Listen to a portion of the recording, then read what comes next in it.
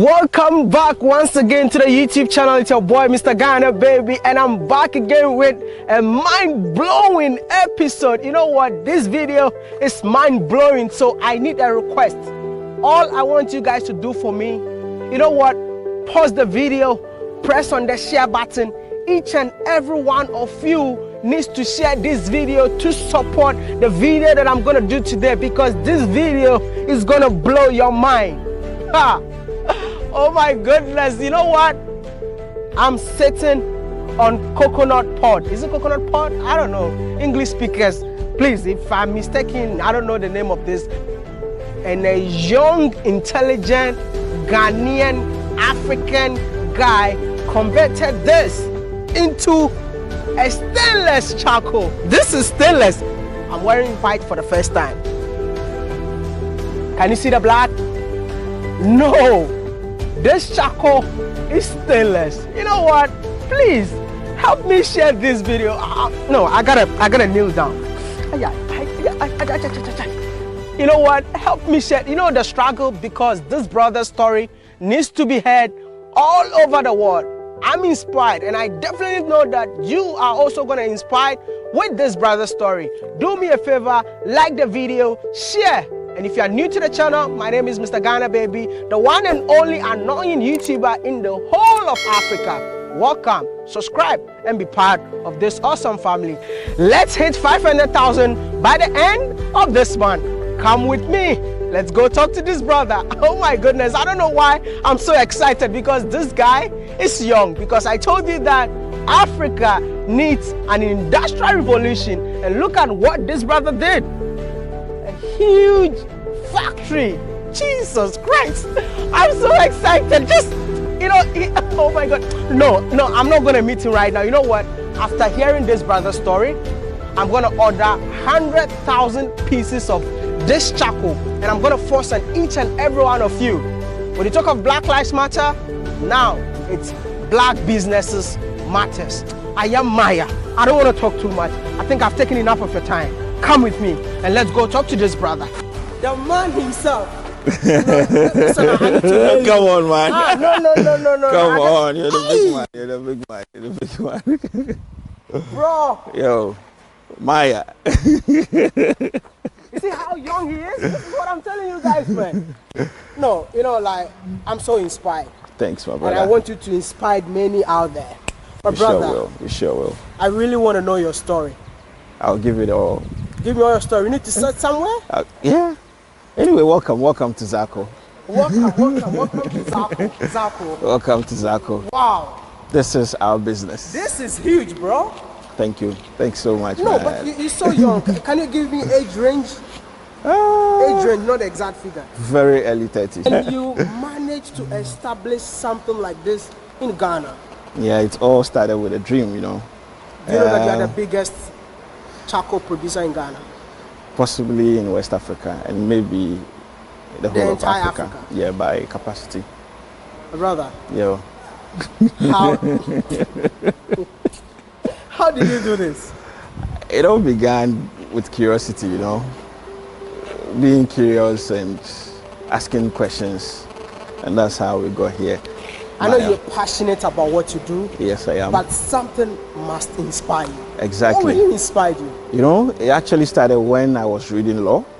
And yeah, I was a law student. A law student? Exactly, yeah. Are you now a certified lawyer? No. I got so many cases. I'm looking for a lawyer, man. I'll get you a good lawyer. So it all started when I was a law student, and then on the usual commute to class, I observed, I started on the Oxford Street. So you realize that on every junction on that street, there's somebody selling coconuts. And then eventually you realize that the whole of Accra, you have so many people selling coconuts too. Yeah. So it all began with a question. With these guys selling so much coconut, what did they actually do with the waste? And that's where the whole idea started coming up. And then eventually I realized that they were all dumping their waste by the beaches and making our beaches so dirty. I took a trip to the beach, saw what was happening there, and then I just told myself something has to be done. At the time, I didn't even know what we could use the waste for, but along the line, I realized I got so much interested in this coconut stuff. I even lost interest in reading law to concentrate on this. And I think, yeah, in the final year, I had to use the fees to actually start this. Hold on. Use your final year school fees to start this business. Yeah. Instead of becoming a lawyer. Yeah. Your mom was not angry? Initially, they didn't know about it, but eventually they got to know. This guy is a gangster. Yeah, so that's how it started. And then, you know, the whole idea began when one day we went to buy kenkey. We saw the kenkey seller was using the coconut husk in her fire instead of firewood. And that was when it really hit me like, wow, so instead of firewood, she's using this coconut, which is basically free everywhere. And these guys are dumping it by the beaches. Okay, so since firewood is raw material for charcoal, can we also use the same coconut the woman is using to make charcoal? I actually didn't know anything about charcoal. I joined these guys that make charcoal in the north just to see how they do it. Came back to Accra and set up a small process in my house to see how I could convert these coconuts to charcoal. Wow. I got so excited I was able to do it. So you move from a small tin tomato can to a bucket. Within the next week, we're in a barrel. And that same week, we had moved from just one barrel to like 12, 20 barrels. And we started burning. You started making the charcoal in my house. In your house? Yeah. So where are you getting the coconut husk? So I just spoke to a few coconut sellers that I needed your waste. Eventually, actually didn't even know where to dump it. So I was even a savior to them. Wow. These guys would push their coconut waste from wherever and just come dump it in my house. In your house? Yes. So your house was full of... I had a mountain of coconut in my house. A real mountain, actually. Bro, this story is inspiring. You know what? Let's see somewhere. Let's continue. There is something that I'm not understanding. Yeah. You said you started with what? A tin tomato can. A tin tomato can. Yeah. A tomato can, I should say. You were putting the coconut inside? Yeah, so I was experimenting how to burn charcoal. So the process basically is burning something devoid of oxygen. If you allow too much oxygen in, it burns to ash. So you control the oxygen flow and then you get charcoal. So I had this little tomato can, which was big enough, and then we put some pieces of coconut in there. We'll lit them up, poured sand to cover and prevent oxygen from going in. Wow. It turned out very well, but we had very little charcoal. So the next day I moved to a bucket. So the actual bucket we were using in the house, we made some holes in there, and then we were able to get some more coconut, which was still also very good, but also very little. Yeah. So eventually we moved from the bucket to a barrel. And in the space of a week, we had moved from just a tomato can to like 10 barrels. And where were you doing all this? All of this in my house. In your house? Yes. So how did you establish your first factory? Is this your first factory? No. The first factory actually started in the house. We designed and built our own machine. We got it built in Abu Bloshi where the metal guys are. And then eventually we gradually moved to some sites behind us. We spoke to family, they released some land, and then some bits of the school fees actually bought some machines, got some help here and there, and then we set up a factory, which is also quite somewhere in the bush. So your family found out after you established the factory? Yes. That's when they realized this guy is no more going to class. So welcome to the first ever Zako factory ever built in Ghana. So the first ever, I would say, charcoal factory. That's impressive. But you said you started from your house. Yeah. Which was your first machine that you ever used? This machine right there. Oh, it's still here? Exactly, yeah. So we actually designed it ourselves. Yourself? Yes, we designed it because when we got the... Are you a mechanical engineer? I'm not, but I'm a very curious person. So we designed this machine ourselves, drew everything on paper how we wanted it to work, and then went to Abu Bloshi where we have the old men that work on metals, and then they built this for us. Wow. We used it for some time and it was good. And then we had to upgrade. That's impressive, bro. And from this machine you moved to which machine? And then from this machine we moved to over there where all those blue machines you see. So at the time we moved here, the electricity situation here wasn't too good. In fact, there wasn't electricity in this part of town. So we actually got this manual one where we started, yeah. Everything is manpower. Yeah, we started it. There's a diesel engine, so you connect and then diesel power. That's the cooler over there. So this was our grinder. Wow. We use this. So if you look at it, we position them such that the same machine can power this and the same machine can power the other machines there. You just connect the belt and then they work. My brother, I just want to know how many people started this business with you, or you started it all alone? First was myself alone. I got in one more person and then got in some more people. Gradually we are about 12 people here. But then we have so many people on the street collecting coconuts for us. Do you believe that Africa is the future? We already are. And Africa definitely, the world can't progress without Africa. We are the future even from henceforth. Wow. It's an understatement. I interviewed somebody and he told me, no, Africa is not the future. Come on. Africa is the present. I think I agree with that too. Everything revolves around Africa. It's like when Africa coughs, the world catches a cold. Wow. Yeah. That's new. Yeah. We control all the resources in the world. Not just natural resources, but the human resources, because the people on the continent are also very worthy. Yeah. My man. My brother. I don't know why I'm so excited to talk to you. I wish I can spend the entire day on this YouTube channel for people to know that. You're always welcome. I really appreciate you. You're always welcome, my brother. From a tin of what? A tomato can to this one. It's incredible, bro. Thank you. Really appreciate it. How did you manage to operate this one? So eventually we got family involved. People didn't really believe in what we were doing. I think they didn't really understand why somebody would risk himself to do charcoal. Somebody with this passionate about charcoal. And the fact that people don't use it, they assume nobody else does. So eventually I had to fall on family members, take some support here and there, and then uncles, aunties, and then gradually we built this place. They supported your dream. Family has really supported. On behalf of his uncles and aunties, I just want to say thank you so much. Thank you. I believe that this is how Africa is supposed to be. Exactly. We need to encourage entrepreneurship. Yeah. But in Africa, they tell us to go to school, be a lawyer, be a doctor. And at the end of the day, we end up on Facebook and become YouTubers.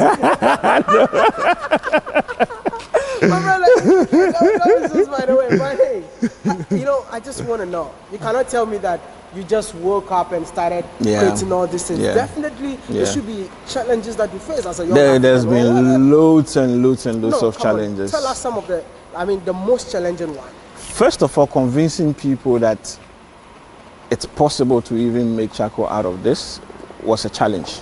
Wow. The second of it was, as a young man, you've been able to prove something was viable. Now, how do you scale up to this stage where you're able to make enough revenue to sustain the business? That was one big headache. It's been a very long journey. I think I went to every pitch event, spoke to almost every investor I got in contact to, but people didn't really, that's what I feel. I feel like they don't really understand what we go through. We've had our machines stolen, we've had a lot of setbacks. There's been a lot of tears, a lot of tears. We've cried a lot, but we've also learned a lot.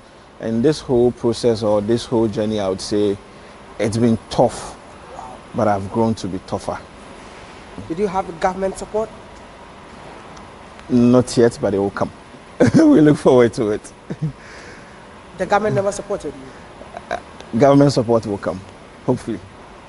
It seems he doesn't want to talk about that. No, you just let us know, acquiring the land and all that. Yeah, government support will come. We believe once we are getting onto the market, government will get to know how much we're solving. Trust me, maybe you want the government to support, it's okay. But we love to have government support. I got an army on YouTube who are ready to support. We love this that. is what we do. It's by force. You know what? We are ordering 100,000 pieces today. Wow. No. I'm going to force it on them. They know how we do it. Yeah. You can export. Yes, we do exports. We do exports. I'm going to give you money, 100 pieces. Thank you. Each and every subscriber of mine, you need to order the 100,000. If you don't order the 100,000, no new video. Thank you, my brother. No new video. Thank you, my brother. My brother. This is the kind of support we need. No, we need to support people like you. Like, you have no idea. Like, I wish I can just Come on, man. Come on, man. Listen, like, you live in the dream, bro. Thank you. Like I said, we need factories in Africa. Yeah. I mean, there are a lot of young Africans watching us right now. Yeah. If you should advise young Africans, what will it be, brother? My advice has always been to just be different.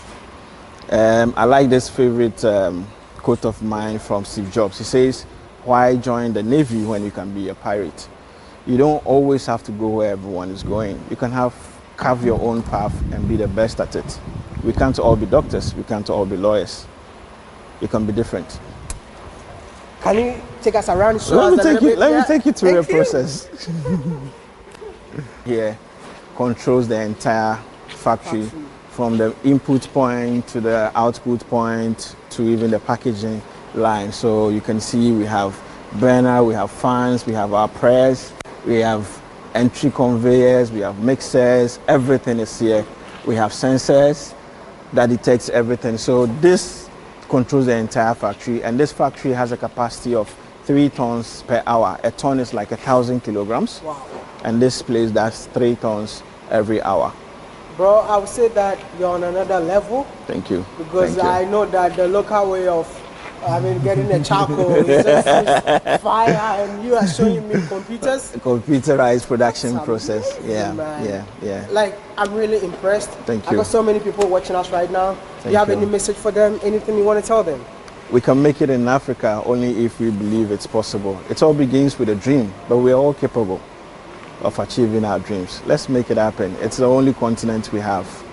You know, South Africa, Nigeria, we're all one people. Come on, let's support each other. Imagine us exporting Zako to SA or Nigeria, and then maybe Nigerians bringing in whatever they produce. We trade amongst ourselves and we grow together. It's gonna happen. Sure, sure. On this channel, that is what we are in for. And I know you're doing a good job. Prepare for it. Good. Nigerians are gonna order. People from, I know especially Jamaicans, I'm gonna send this taco to Jamaica, Haiti, United States. No, I'm sorry, I can't mention all of it, but to the entire Caribbean, we are shipping this taco. But hey, this is the episode that I really want to start for Africans who never left the continent, but they managed to make something big in here. I'm impressed, brother. There's a brand called Fubu. I think we can start Faba, for Africans by Africans. Thank you so much for watching this amazing episode. Don't forget to like the video, it's very important. And I said, don't forget to share. If this video don't get 1 million views, I'm gonna be mad at each and every one of you watching this video. So you have the responsibility to share. Don't sit on it. Share the video. Tell your friends and family that there is a guy who is performing magic in Africa, and his name is Amin. Don't forget to subscribe, be part of the family.